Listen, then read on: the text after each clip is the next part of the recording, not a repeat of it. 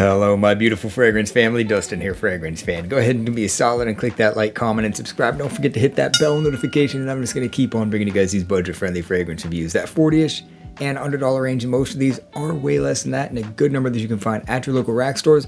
The one I got for you guys here today is actually the first fragrance that has ever been shipped to me from a supplier. They reached out to me, and I said I would review it, but I told them no matter what, I promised my subscribers I'm going to give them my honest, unbiased opinion. And I was hoping that I was going to like this thing because they said they were cool with that.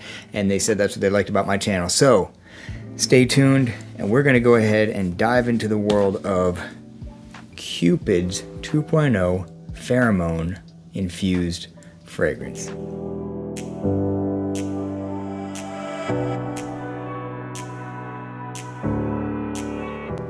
So what do I know about this fragrance? I know that this is the 2.0. They have a Hypnosis and a Hypnosis 2.0. The box looks the same, but the bottle is a little bit different. Eau de parfum concentration, 1.7 ounce. Cupid looks like he's still going through the COVID thing with his mask, and he's been up the road because he's got prison tattoos all over him. And I don't know anything about this thing really. I know that I looked up the notes, and the notes that are listed are vanilla, amber, musk, and spice. That's the notes that are listed on this thing. I get a little bit more than that, and I'll explain that in just a second. I love when fragrances open up like that. I just think it's so much classier. The Banana Republic icon line does it. I love that. I love it way better than having to dig out the top of the thing for the fragrance. So 1.7 ounce, that's the bottle. I know that usually my reviews are much less money than this one. I did do Club de Nuit limited edition because it's a highly requested fragrance. I know a lot of people are wanting to know what this thing smells like. My neighbors and just people around are like, hey, what's your take on the pheromone cologne? So let me just bust it out, get it out there. I didn't pay anything for it. It's the first fragrance I got shipped to me for free, but I'm going to give you guys an honest review on this, no matter what they want me to say or what other people are saying about this thing. So, about those notes that are listed, right? Vanilla, spices, amber, and musk. Definitely getting some musk, right? Definitely getting musk. Definitely getting some sweetness. It's not like some kind of creamy vanilla, but they're saying it's vanilla. I'm also, let me tell you what I'm getting first. I swear that there is a vibrant, crisp, uplifting citrus and ginger combination. I'm definitely getting some kind of bright citrus ginger combo. Energetic citrus. Almost like orange. Almost like lemon. Like sometimes I'll get orange. And that's just me. That's what I'm getting for sure. On top of like a dustiness and a clean musk. That sweetness from the vanilla. Amber. There's definitely a little bit of that resinous amber in this fragrance. But I'm telling you, I'm getting some kind of a citrus, bright citrus ginger combination. And the spice is, it's kind of a fresh spicy and a warm spicy. Like I'm getting a little bit of both. I'm getting like some like green spices along with some other stuff, like maybe some like cardamom in here. It doesn't specify what spices, but that's what I'm getting. I'm getting some green spices with like, you know, not necessarily clove, but like cardamom in this. So that's what I get as far as the scent profile. Occasions to wear this thing. I think it's at any time of year kind of fragrance because it kind of leans on like the blue side of things to me. Believe it or not, I got a lot of pushback for saying something is more winter appropriate. Now, let me just reach for a fragrance real quick, if I can find it. Right over here somewhere. This thing.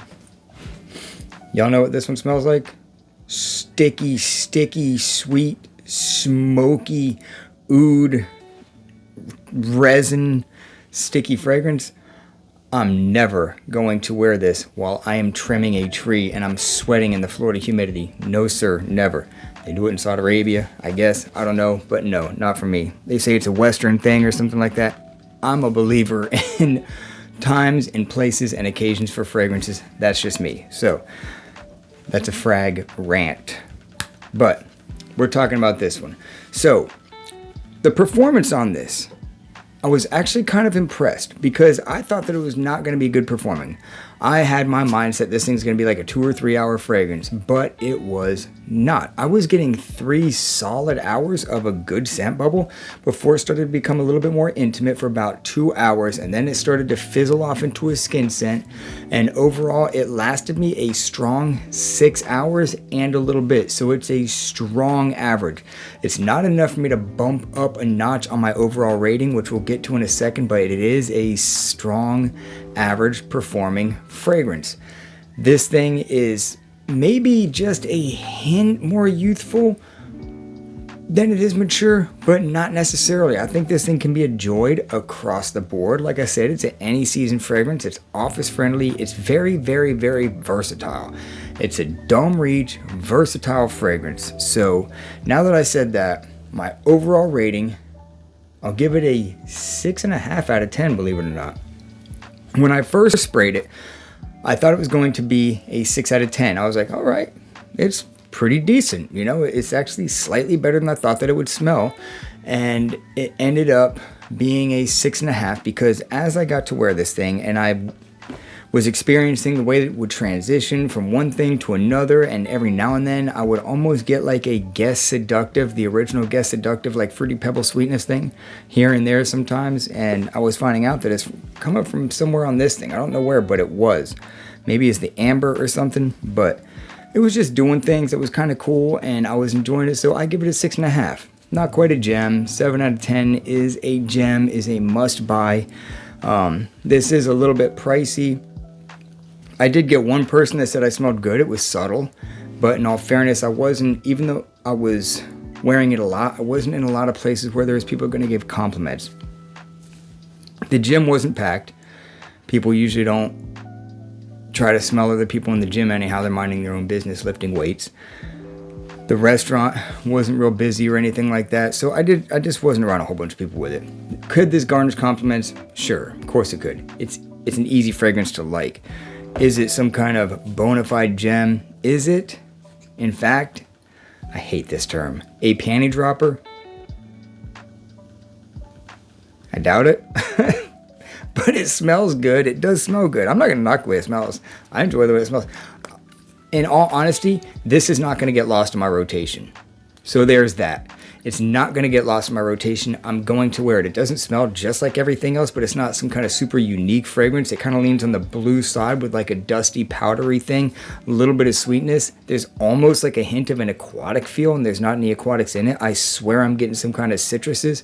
Vanilla, amber, and musk. Who doesn't like that? With some spices, some warm and fresh spiciness. It just works good across the board for so many different things. I could think of better date night fragrances, but I mean, that's what this is marketed for. So it's a good smelling fragrance. It's better than average, but it's not something that you absolutely have to have. So that is an honest opinion on this thing. Decent performance, 6.5 out of 10, which is a good rating on my scale. And that, my friends, is what I think about Cupid's Hypnosis 2.0. With that, I'm out. Y'all be blessed. Take care of yourself always. And until next time.